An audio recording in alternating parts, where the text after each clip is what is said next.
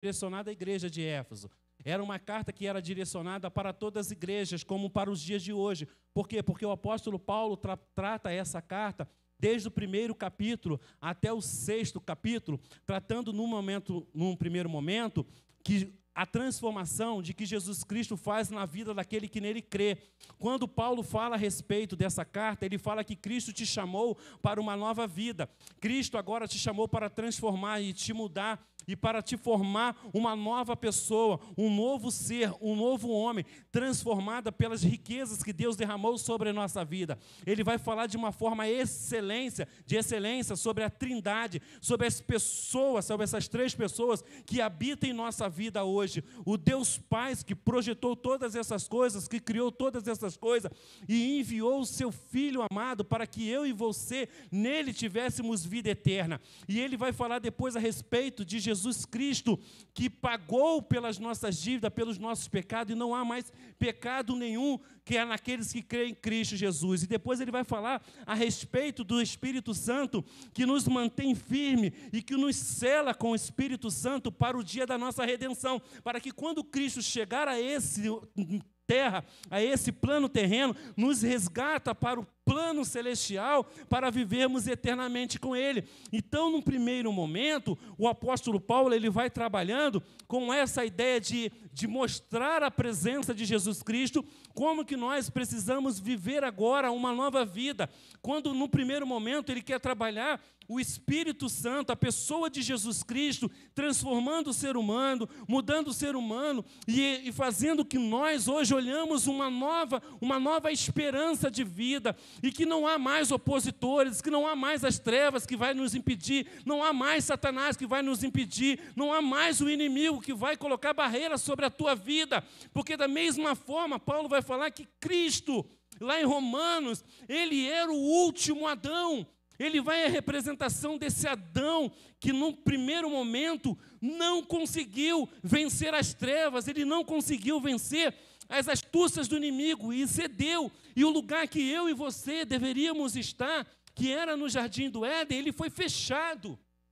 Deus expulsou o homem de lá por causa do pecado, e assim ele fechou o Jardim do Éden, e nós fomos lançados nesse mundo que foi entregue às trevas, entregue a Satanás, e nós vivemos uma vida o tempo todo sendo oprimida. Mas quando esse último Adão, que é Cristo, veio a essa terra e morreu por nós, aquilo que representava o Jardim do Éden, que está representado no túmulo de Jesus, quando Maria Madalena foi ao encontro do túmulo para ver se Jesus estava lá, a pedra já estava rolada, era a representação que o Jardim do Éden, como estava fechado, com Cristo Jesus ressuscitando, se abriu novamente, e aqueles anjos que estavam lá, que fecharam o Jardim do Éden em Gênesis, agora eles estavam sentados lá no túmulo de Jesus, lá e perguntando: quem vocês estão procurando, gente?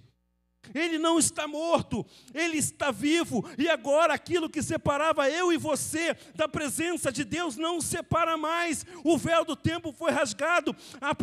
Ele mostra e apresenta aquele túmulo dizendo: o Jardim do Éden foi inaugurado novamente para aqueles que creem em Cristo Jesus. O jardim está aberto para mim e para você novamente, porque Jesus venceu as trevas, ele venceu Satanás, ele venceu as hostes malignas, ele derrotou o diabo na cruz do Calvário, e não tem mais nada que nos impeça agora de conquistarmos a nossa vitória. E aí Paulo vai falar a respeito dessas armaduras. Ele quer o seguinte: igreja, nós já aprendemos, estamos aprendendo uma vida reta, uma vida justa, porque ele vai falar desde o princípio: não se embriagueis, tudo nessa epístola aos Efésios, não se embriagueis com vinho, mas seja cheio do Espírito Santo de Deus. Pais, não provoqueis a ira dos filhos.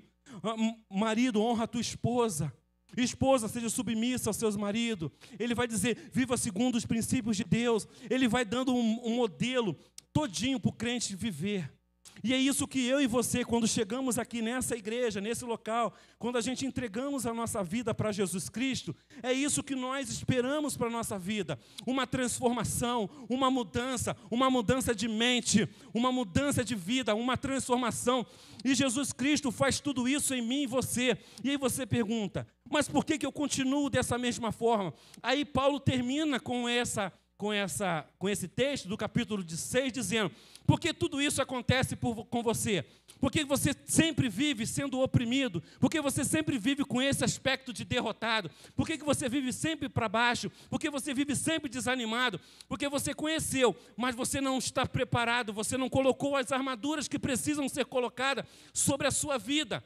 Porque Paulo vai apontar desde o Antigo Testamento a questão que o guerreiro Israel era guerreiro e que Deus é o verdadeiro guerreiro do nosso povo. Ele está usando e ele está citando que Deus de Israel está vinculado a essas palavras que ele está dizendo agora. Abra comigo rapidamente para você ver como que o povo de Deus entendia que Deus é o verdadeiro guerreiro.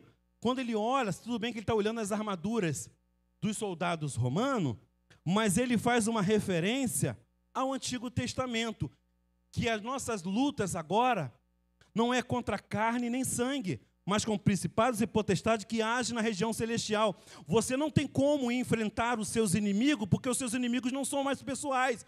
Os seus inimigos que vêm contra você são a personificação do diabo que toma a vida dessas pessoas para tentar impedir o seu crescimento, a sua prosperidade. E você precisa, então, assim, se armar com as armas espirituais. E quem tem as armas espirituais? Paulo está dizendo que essas armas espirituais são o próprio Deus. Ele transfere essas armaduras que Deus o tem para mim e para você.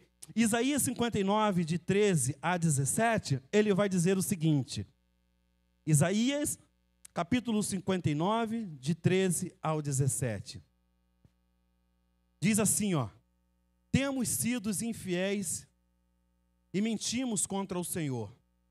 Nos afastamos do nosso Deus, pregamos a opressão e a rebeldia, preferimos palavras de falsidade que concebemos em nosso coração. Por isso, o direito se retirou e a justiça se pôs de longe, porque a verdade anda tropeçando pelas praças e a retidão não pode entrar. Sim, a verdade sumiu, e quem se desviou do mal é tratado como presa. O Senhor viu isso e desaprovou o fato de não haver justiça. Viu que não havia ninguém e maravilhou-se de que não houvesse um intercessor. Por isso, o seu próprio braço lhe trouxe a salvação, e a sua própria justiça foi o seu apoio. Vestiu-se de quê? Da justiça, como de uma couraça, e pôs o capacete da salvação na cabeça, pôs sobre si a veste da vingança e cobriu de zelo como de um manto. Paulo usa essas armaduras do soldado romano, mas dizendo que essa armadura simplesmente é física. A armadura que nós precisamos nos revestir, essa verdadeiramente é as armaduras de Deus. Paulo está usando o vocábulo do Antigo Testamento para explicar de que tipo de armadura. Quem tem as armaduras, não é para você olhar para as armaduras do soldado e tentar se vestir como um soldado romano. O verdadeiro guerreiro e o verdadeiro vencedor é o próprio Deus de Israel. Ele tem todas essas armaduras e Ele nos dá a hora que a gente quiser e a hora que a gente buscar a Ele. Ele dá se nós buscarmos, se nós seguirmos a Ele, se nós vivemos segundo o seu querer e segundo a sua vontade. Ele nos protege das ciladas de Satanás. E aí, no verso de 10 a 11, que ele vai dizer, não vai dar para mim ir muito longe não, meu pastor? Não vai não, o tempo já foi, eu queria trabalhar, mas não vai dar. Diz só rapidamente, eu vou terminar então. Diz assim: quanto ao mais, seja fortalecido no Senhor e na força do seu poder. Vista-se com toda a armadura de Deus, para poderem ficar firmes contra a cilada do diabo, porque a nossa luta não é contra carne e nem sangue. E aí o verso de número 10 e 11 é uma exortação do versículo aos antigos. Julgava-se vergonhoso o ato de recuar durante a batalha, com as feridas nas costas. Observe-se que nenhuma das partes das armaduras a seguir reveste as costas. No dia da batalha, o soldado romano deveria ficar a posto. Não era permitido recuar. A legião romana era considerada praticamente invencível. impossíveis. O que o apóstolo Paulo está querendo dizer? Que quando você tem uma vida, porque isso está na Epístola aos Efésios, e como você tem uma vida de retidão, uma vida servindo a Deus, uma vida buscando a Deus, adorando